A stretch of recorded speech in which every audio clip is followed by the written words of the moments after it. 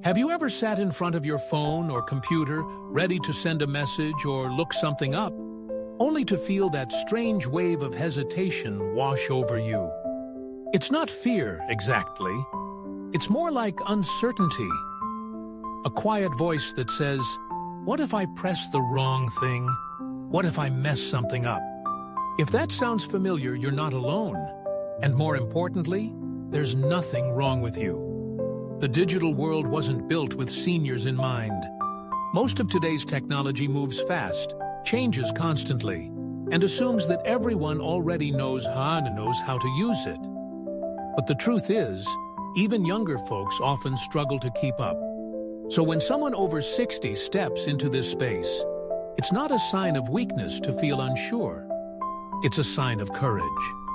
You're choosing to adapt, to learn, to stay connected in a world that's always evolving. Let's take a deep breath together. Because this journey into the digital world isn't about becoming a tech expert. It's not about memorizing complicated settings or learning every app under the sun. It's about one simple thing: staying connected to your loved ones, to your community, and to the life you want to keep living fully. And that, more than anything, is worth learning. Let's begin by acknowledging this truth. The digital world may feel new to you, but you're not new to learning. You've navigated decades of change. You've adapted to new eras, new cultures, even new family dynamics. Maybe you learned how to use a microwave when it first came out. Maybe you helped your grandkids set up the VCR or taught them to drive. You've reinvented yourself more times than you realize. So learning technology, it's just one more bend in the road. And this time, you've got help. When I first started helping older adults navigate the digital world, I noticed something powerful. Most people didn't struggle because they lacked intelligence. They struggled because no one ever explained things in a way that made sense to them. Instructions were too fast. Interfaces were cluttered. And worst of all, people were often made to feel like a burden for asking questions. But you're not a burden. You're not behind. You're not too old. You are perfectly capable of mastering the tools that matter to you. On your own terms, at your own pace. In this video, we're going to walk together through some of the most important parts of the digital world: smartphones, social media, online safety, and digital tools for entertainment and lifelong learning. But before we get there, we have to start with mindset. We have to gently shift the story that says, "I'm not good with technology," into something much kinder and much truer. Let's change that story to this: I may be new to this, but I'm open. I can learn. And I don't need to learn everything, just the parts that serve me. That's a mindset rooted in self-respect. It's not about forcing yourself to keep up with every new app or trend. It's about finding what's useful, meaningful, and safe, and ignoring the rest.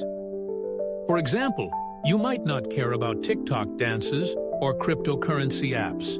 And guess what? You don't have to. What you might care about is sending a video message to your niece who lives across the country.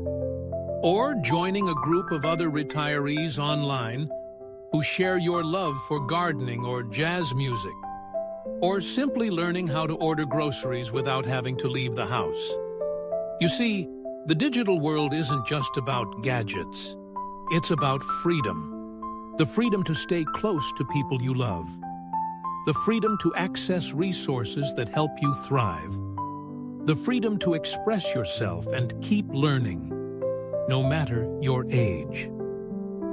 So why is this shift in mindset so important?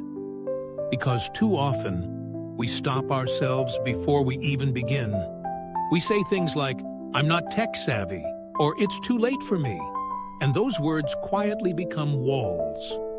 Walls that keep us from reaching out, exploring, or adapting. But here's something I hope you'll carry with you. It's never too late to learn something that helps you feel more connected, more confident, or more in control. I once worked with a man named Charles, 76 years old, who had never owned a smartphone. He was skeptical, resistant even. But after his daughter moved to another state, he finally agreed to try, just so he could video chat with his granddaughter. I'll never forget the first time he saw her smile through the screen. His face lit up. And in that moment, all the hesitation he'd carried for years melted into joy. This, he told me, was worth learning. So if you've been unsure, nervous, or even embarrassed to ask for help, take heart. You're not alone. In fact, the very fact that you're watching this video shows a strength many people overlook. The strength to grow. The strength to stay curious. The strength to say, I want to stay part of the world, even as it changes. So grab a cup of tea, get comfortable, and stay with me until the end. You might hear something that brings you peace, clarity, or even hope. Because your digital journey isn't just about keeping up. It's about keeping close to what matters, to who you are, and to the life you still want to build. There's a quiet courage in beginning again, especially when the world you're stepping into feels nothing like the one you knew.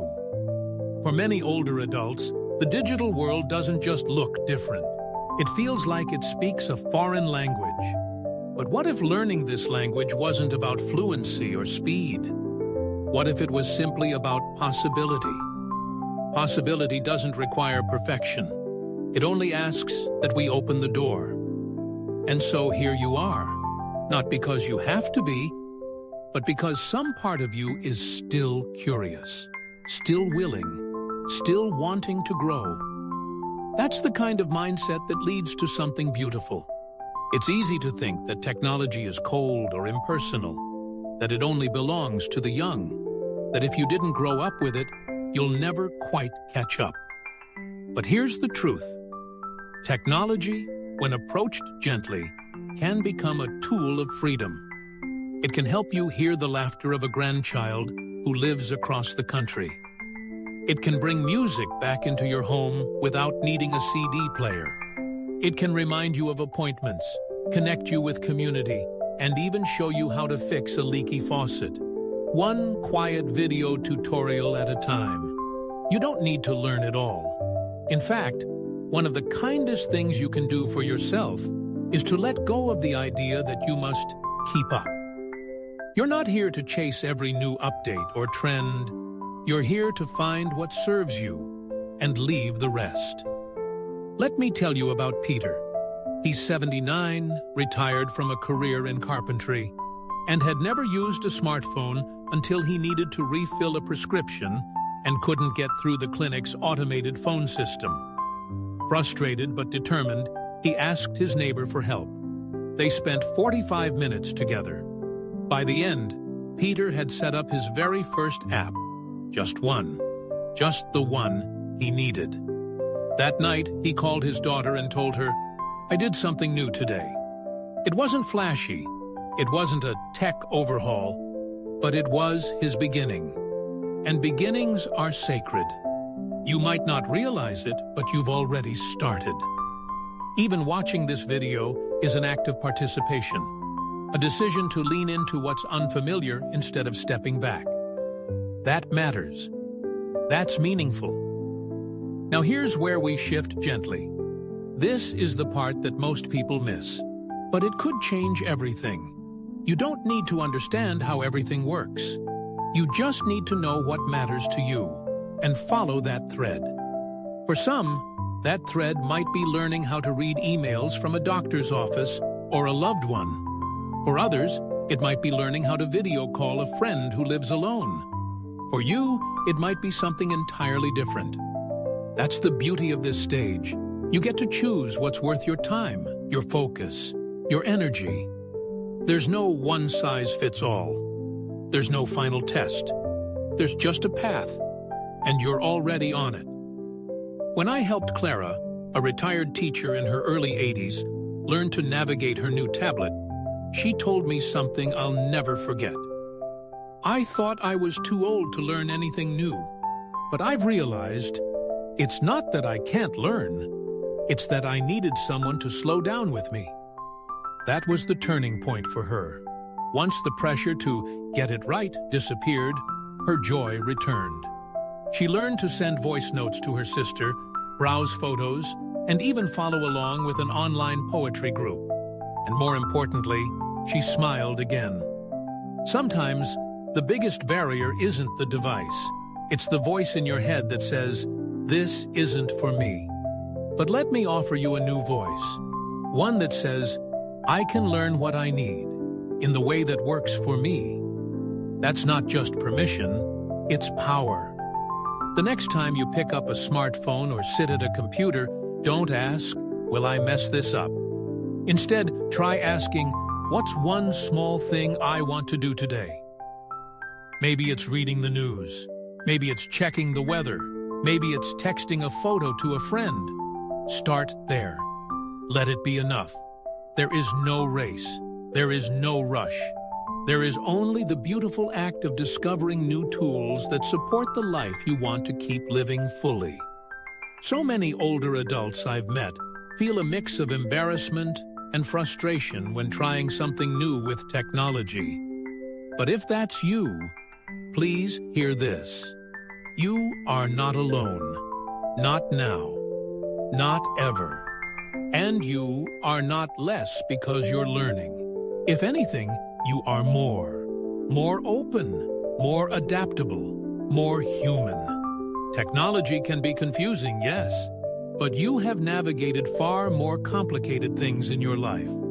You have raised families, built careers, survived loss, started over. You've already done the hard parts. Learning how to send a text or tap a button? That's just details. And each time you do, you reclaim a little more of your power. You don't need to know everything. You just need to begin. Gently, bravely, on your own terms. Let's keep going. What comes next might feel unfamiliar, but it could also feel like possibility. There comes a time in any learning journey when curiosity turns into courage. Not loud, dramatic courage, but the quiet kind. The kind that shows up when you press a button you've never pressed before. When you ask a question you used to be afraid of asking.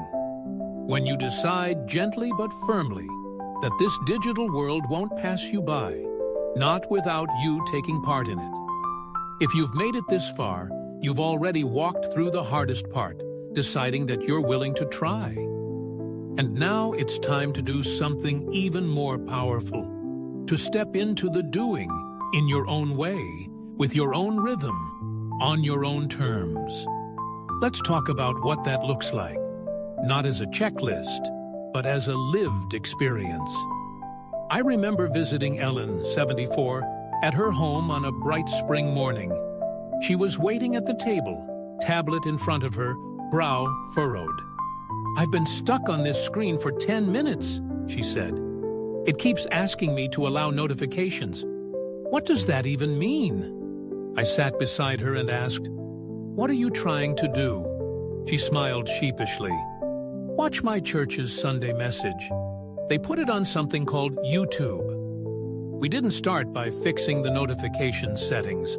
We started with a conversation about why she wanted to watch that video, what it meant to her. And from there, her fingers moved with more purpose, less fear, more connection. You see, technology becomes simpler when it's tied to something meaningful. You're not learning it to keep up, you're learning it to keep close. And that, more than anything, makes it stick. Here's where things become real. Because this is what it looks like to live the change, not just think about it. When you open your phone to check in with a neighbor who's feeling lonely, that's digital engagement. When you finally set up voice commands to turn off the lights because your knees ache in the evenings, that's digital empowerment. When you scroll through photos from your granddaughter's graduation and send a message that says, "I'm proud of you," That's digital love. No manual can teach you that. No tutorial captures the emotion behind it. But this is how digital tools become part of a life fully lived. Not through mastery, but through meaning. There's a wonderful moment that happens for many people, usually when they least expect it. I call it the click. It's not always a literal click of a button. It's that moment when something suddenly makes sense, when a habit starts to form, when you go from asking, "How do I do this?" to simply doing it. For Harold, a 68-year-old jazz lover, that moment came when he learned how to stream music through a Bluetooth speaker. "I didn't think I cared about sound," he told me, "until I heard Coltrane fill the room like he used to on vinyl. I felt like I was 20 again." That speaker didn't just play music. It brought part of Harold's youth back into the present. And for Maya, 77, it was learning to use video calls during the pandemic. "My son lives in Australia," she said. "We hadn't seen each other in over a year. But that first video call, it was like he walked right into my kitchen." Her eyes glistened as she spoke. "Now I talk to him every Sunday. I even got used to seeing myself on camera." That's the power of action rooted in care. These aren't tech upgrades, they're life upgrades. And they happen not through pressure, but through invitation. Now let me tell you something that might surprise you. You don't have to be confident before you begin. Confidence is what comes after. It's the result of doing, not a prerequisite for it. Most people think they need to feel ready before they try. But the truth is, trying is what makes you ready. So take the photo, send the message, ask the question, click the link, watch the video. Even if you don't get it right the first time, even if you get confused, even if you make a mistake and have to start again, all of that is part of learning. All of it is normal, and none of it means you failed. In fact, every time you try again, you're telling yourself something powerful. I matter enough to keep going. There's something deeply human about fumbling your way into understanding. It's how we all begin, whether it's baking bread, dancing the cha-cha, or learning how to join a Zoom call. The first time feels clumsy. The second time feels a little better.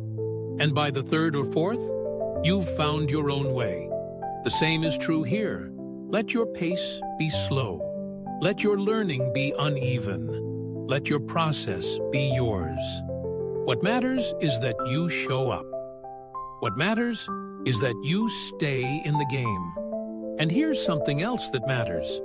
Celebrating the small wins. Because each one builds the next. When Doris, age 80, learned how to send an audio message to her sister for the first time, she played it back and giggled. "I sound like a squirrel," she said. But she sent it anyway. And her sister replied 5 minutes later with her own voice, full of laughter and love. That exchange became a weekly ritual, a digital bond born out of one imperfect attempt. So please, don't wait to be perfect before you participate. Your loved ones aren't expecting flawless. They're hoping for presence. And every tap, every message, every attempt is a way of saying, "I'm here. I'm still learning. I'm still living." Now that we've come this far, let's go even deeper. Because your voice, your presence, your wisdom, they all deserve to be heard in the digital world, just as they've always been valued in the physical one. You've got this, and you're not alone. There comes a point in any journey where the tools you've picked up begin to reveal something deeper. Not just about what you can do, but about who you're becoming. And for many older adults learning to navigate the digital world, this stage sneaks up gently. One day, you realize that using your phone or tablet isn't just about communication or convenience anymore. It's about connection. It's about self-respect. It's about choosing to stay in the rhythm of the world around you. Not because you're afraid of being left behind, but because you still want to dance. That realization doesn't always come with a dramatic moment. Often, it arrives in silence. Maybe it's when you sit down with a cup of tea and video call a friend across the country without even thinking twice. Maybe it's when you open a message from your grandson that includes a silly meme, and you understand the joke. Or maybe it's when you read an article online that gives you clarity about a health decision and you feel empowered instead of overwhelmed. Now, we're not just moving, we're transforming the way we see ourselves in this season of life. For so long, aging has been framed as a slow retreat, a gradual shrinking of choices. But what if we turned that idea on its head? What if growing older, especially in the digital age, wasn't about fading out, but tuning in? I once spoke with a woman named Lorraine, who had just turned 82. She told me that learning to use email in her 70s gave her more than just the ability to write messages. It gave her a sense of voice. I didn't know I still had things to say, she laughed. But now I write to my cousins in Scotland every week. They tell me I'm the best storyteller in the family. Her words weren't flashy, but they were hers, and the simple act of typing them reminded her that her perspective still mattered. This is the deeper meaning that lives beneath all the buttons and icons. Technology, when used with heart, becomes a mirror. It shows you that you're still capable of learning, expressing, sharing, remembering. It becomes proof that you're not finished, not even close. And perhaps even more importantly, it helps you rewrite old stories. There are so many narratives floating around about aging and technology. Older people don't get it. They don't care about this stuff. It's too late for them. But none of those are true. They're just old myths we've carried too long. And every time you tap the screen, ask a question, or help a friend learn something you just figured out, you're dismantling those myths. Not with anger, with quiet, steady truth. Reframing the journey means giving yourself permission to stop apologizing for being where you are. You're not late to the digital world. You're arriving right on time for the moments that matter most. Think about how many things you've had to let go of over the years. Roles, routines, people, places. Aging is, in many ways, a constant process of saying goodbye to what was, but learning something new, especially something modern and connective, is a kind of hello, a way of saying, I'm still here, I'm still curious, I still belong, and you do, deeply. The beauty of entering the digital world after 60 is that you bring with you a kind of wisdom that no app can teach. You've lived through transitions far more complex than operating a smartphone. You've adapted to changes in family, society, health, and identity. So when you step into this world, not as a user, but as a human being, you bring presence, you bring perspective, you bring heart. One of my favorite memories is from a group class I taught at a local library. We had a dozen seniors learning how to use basic photo apps. Most were there to see pictures of their grandkids. But halfway through the class, one gentleman named Carlos quietly started scanning in old black and white photos of his wife, who had passed away 5 years earlier. I want to make an album for our daughter, he said. Something that won't get lost. As he cropped, labeled, and organized the images, he wasn't just learning tech, he was preserving love. That's the power of reframing. A phone isn't just a phone. A tablet isn't just a gadget. These are memory keepers, connection makers, lifelines. And just like that, the journey becomes something greater. You're no longer learning technology just to keep up. You're reclaiming pieces of yourself. You're re-anchoring in a world that still needs your voice, your laughter, your wisdom. You may not see it yet, but the way you're showing up right now, that's legacy. Not the kind written in stone or celebrated in news headlines, but the kind that shows up in small human moments. The kind your family will remember. The kind your friends feel when you message them just to say, "I thought of you today." This is no longer about being tech-savvy. This is about being soul-savvy, heart-savvy, life-savvy. So pause, just for a moment, and honor the path you're on. It's not the easy road, but it's the honest one. And every small choice you make to stay engaged, to stay curious, is an act of courage. You are not learning technology.